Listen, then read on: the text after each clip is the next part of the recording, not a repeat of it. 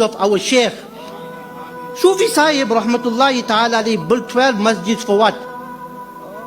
Not to call people to worship others, to worship himself, to worship Allah.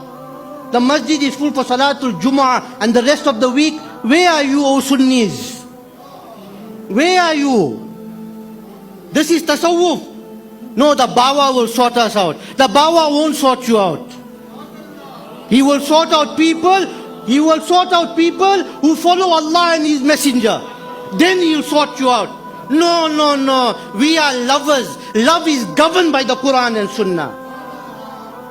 That argument that we use today, no, leave them.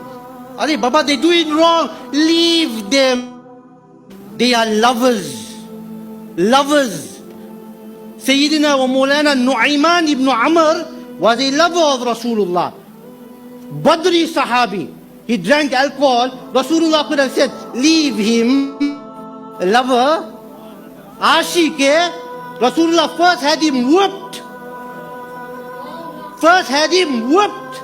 And thereafter, when the Sahaba started to insult him, then he said, don't do that. He loves Allah and His Messenger. What leave them? We do wrong.